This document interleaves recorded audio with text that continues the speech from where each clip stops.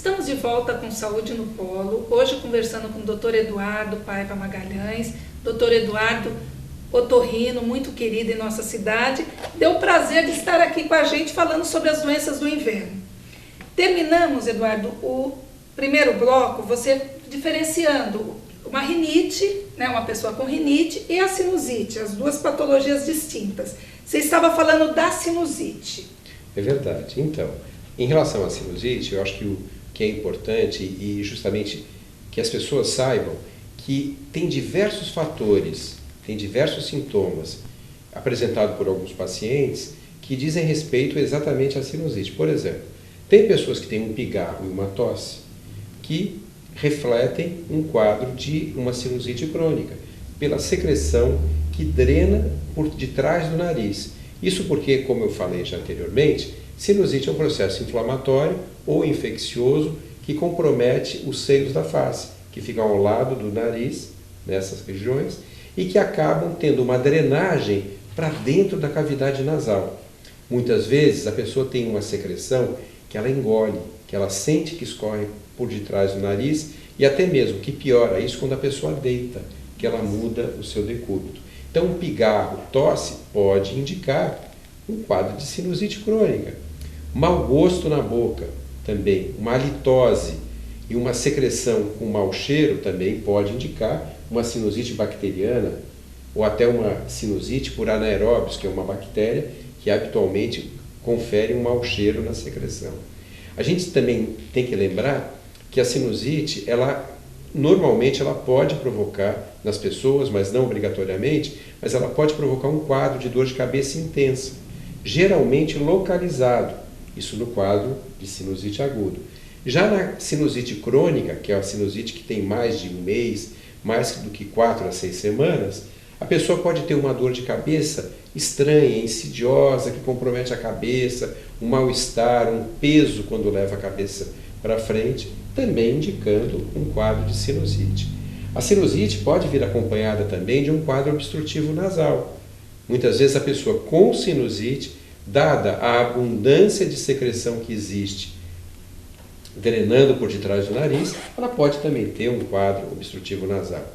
Então você tem algumas características que são próprias da rinite, outras que são próprias da sinusite e algumas que são comuns nas duas. Daí a grande dificuldade, principalmente quando você tem um quadro que é um quadro híbrido, que é um quadro que tem rinite e tem sinusite associado. Só para complicar mais um pouquinho, essa secreção da sinusite, caprichosamente, ela pode ir para outros lugares, que a gente sabe. Se está drenando por detrás do nariz, ali atrás do nariz, muito perto da saída da fossa nasal, fica a saída do ouvido, que chama-se tórax faríngeo tubaio, ou tubo auditivo. Muitas vezes a secreção, isso é muito comum em criança, ela drena por trás e vai para dentro do ouvido. Muitas vezes provoca um quadro de otite média aguda, quem já teve dor de ouvido sabe como dói. Mas em outras ocasiões, a sinusite crônica, que desce, que drena por detrás do nariz a secreção, igualmente pode atingir o ouvido e fazer um acúmulo de secreção devido a uma infecção de baixa virulência dentro do ouvido. E a pessoa pode ter uma queixa de perda auditiva, que é muito frequente. É muito comum em criança, as crianças terem uma perda auditiva motivada por um quadro de sinusite crônica. Por isso, quando a mãe chega no consultório e fala assim, meu filho está desatento, não está escutando e tal, está havendo algum problema, uma das coisas que se pesquisa é a presença na criança de uma sinusite crônica ou de um aumento de um tecido que existe atrás do nariz, que chama-se adenoide, vegetações adenoidianas, que igualmente podem, não só pela infecção, mas principalmente por obstruir aquela região, provocar uma perda de audição nas pessoas.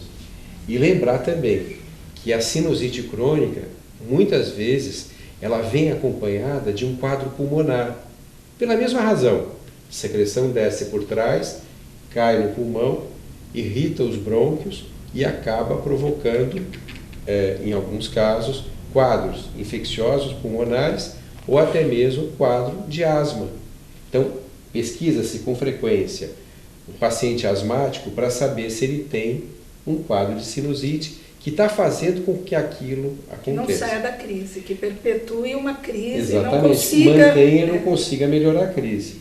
Vou deixar a doutora Isa falar, que daqui a pouco eu não paro de falar. Não, o convidado é você, não. O convidado é você, quem tem que falar é você. Não. Então, são complicações que eu já me adiantei, doutora Isa, para comentar que como a partir de uma caprichosa secreção localizada no local errado, na hora errada, você pode ter uma otite, você pode ter uma asma, você pode ter uma você pode ter uma infecção da garganta, você pode ter uma série de outras manifestações, porque lembrar que é tudo interligado, ouvido, nariz, garganta, pulmão, traqueia, laringe, todos se comunicam. E é muito fácil, a gente divide anatomicamente as regiões, mas elas estão próximas, elas são contíguas, de forma que a infecção dessa região como um todo é muito frequente e é muito habitual. Até para falar uma coisa, até a medicina, ela muda-se muito, né? Tanto que esse conceito de vias aéreas únicas não é tão antigo assim. É verdade. Né? É novo.